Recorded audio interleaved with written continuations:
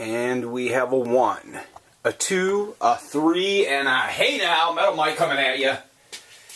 It is July 10th, Monday, early afternoon. Let's see what time we got exactly. We got 8:38 Minnesota time, so early afternoon. It's still morning, for cripe's sake. My youngest, 4-year-old, just went to school, so got a little window to shoot a video, and I thought I'd do that. I wanted to tell of a story that happened last week, garage sale hunting, that worked out awesome. You know, whenever I'm out and about, whether I'm at a flea market or garage sailing, and I bump into someone who basically does the same thing, as either a collector or a picker or a junker, whatever, I always like to pick their brain. And I'll tell you why, because I like to hear different perspectives on how they get their items, etc. So about 2 weeks ago I was at the flea market, and there's a guy out there at the flea market, the Medina that I go to, that is a hell of a picker. He always has good stuff and sells reasonable, but he's really got an eye, and he's just on his game. So I asked him last week, I had a moment alone with him.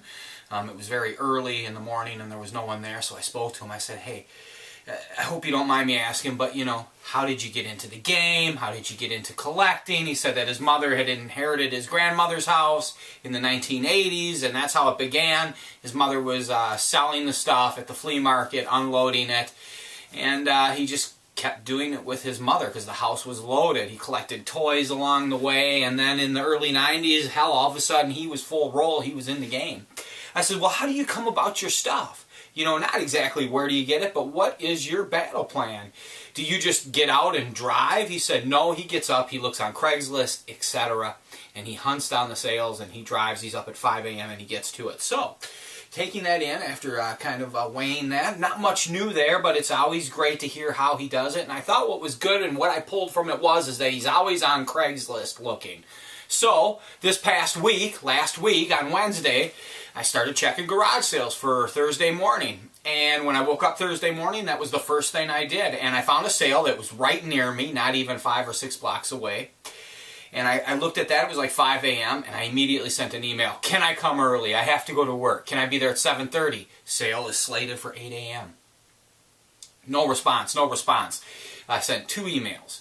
And then I wrote a final one. I said, well, I'm going to be there early at 7:30. I'm going to be in the blue transit. I'm going to be parked out in front. If you see me looking out if you look out the window and you can come out and there's any chance I can get in early, that's who I am. That's what I'll be doing. So I went there. Boom, I got an email as I'm sitting in front of her house at 7 a.m. I actually got there at 7. And I'll tell you why. She had posted pictures on there, and it said a box of antique pins, and I noticed an iron cross. So boom, I was there at 7 a.m. because I want that for my collection, you know. I got an email from her as I'm sitting in the car saying, hey, I'm just getting a cup of coffee, and I'll be right out. She came out to the car. She had to move a couple cars out of the driveway. Long story short, boom, I'm in there. And she's got 2 trays full of, little cardboard boxes full, which you're going to see in a moment, of old pins and pendants. And then she also had some other items. A jar full of military buttons that she had marked $8. So everything was already marked. The trinkets with the iron cross in it were marked 50 cents a piece. I said, how much for the whole box? Bought the whole box for 20. Bought the military buttons for 8. Bought 2 more boxes of buttons of just collectible women's buttons from the early 1900s and earlier. Ended up spending $40. Now let's go take a look and show you exactly why the early bird gets the worm and why it was such a great find for me. I just thought it was awesome. So let's start here. Here's the first box that I paid $20 for. Now, as you can see, it's just some very old glass bottles here. These are actually old. You can see the air bubbles in the glass to show the age. And then let's move over here. And just some real great little trinkets. Roosevelt pin. There's that iron cross, second class, World War I. Lots of little military buttons. Lots of little trinkets. Awesome. Easily worth the $20. And I'll do real well with these on eBay. These are just great. These are great for shipping. There's an old earring that is really something. Look at that. That is gorgeous. So, $20 right there. Boom. Here's the military buttons. A lot of World War I German. $8. These were in a jar.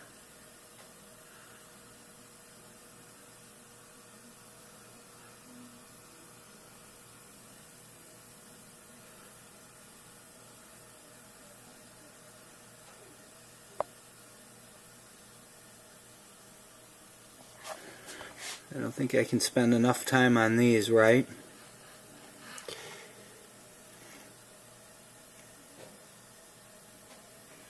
Really great stuff.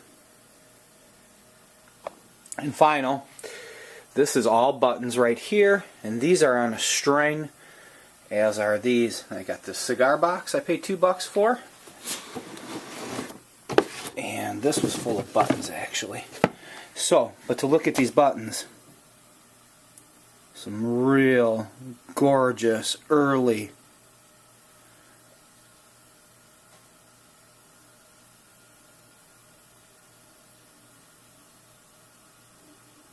this is what you want to find, right guys? These are smalls. I will sell these in a lot. I'll take a picture of this whole lot right here and put this on eBay all by itself. Really some gorgeous stuff in here though, let me tell you. I could sit here for an hour and go over these. I mean, and so these are on a fishing line here, these ones. And these are amazing. Where's the one that I want to show you that really pops for me? There's this little like... there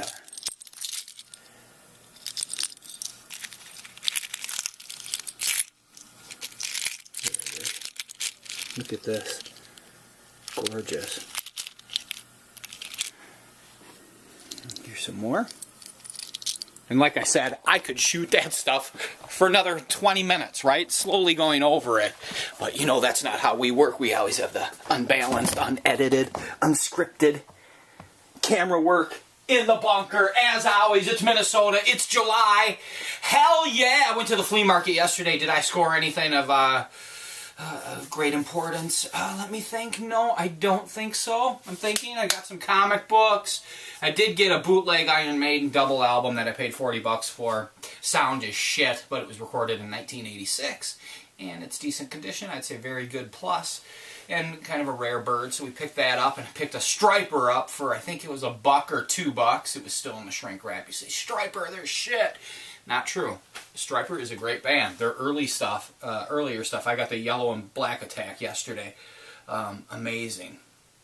Now in my next video, hopefully what I'll get to show you is same day, spent a little bit more than I should have, but bought some old great shotgun case collectible hunting boxes that are full of shells, the shells are full. So I know I can flip those. I paid $6 a box on them at Tops. Not a lot of meat on the bones, but kind of exciting. I probably should have passed on them since I had done so well earlier in the morning. I think I still fall victim to the game of, you know, buying more than I need to at times. And so that's what I'm trying to rein in with my age of 49 years old, is trying to declutter, get rid of the hoard. I've been selling stuff on Craigslist like you wouldn't believe what I've been doing. He's going out to the cabin, my shed, etc., laying a bunch of shit on the ground, stuff that I don't want to load into the car, take out to the flea market, load it up, take it back. I just don't have the energy or the passion to do it anymore. It's not stuff that I love. I want to focus strictly on smalls and stuff that I only love.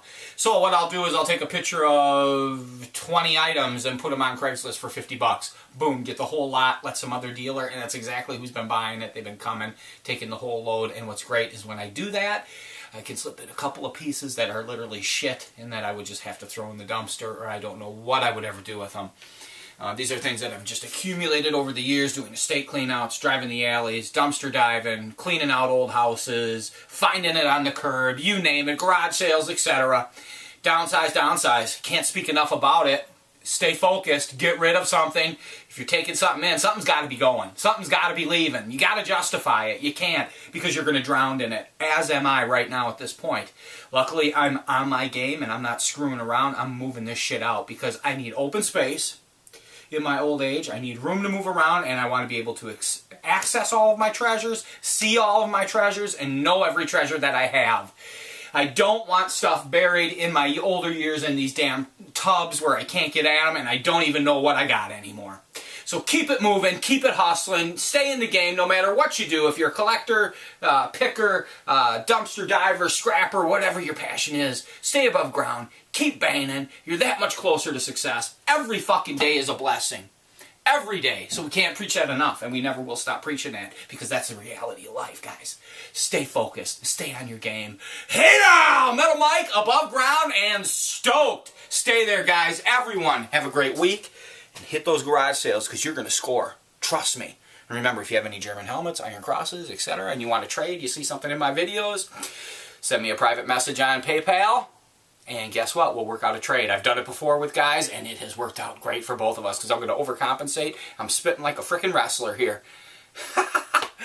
Yep, no one ever said that I was calm and smooth. I'm just going from the heart, guys. And everyone, have a great day for the 100th time.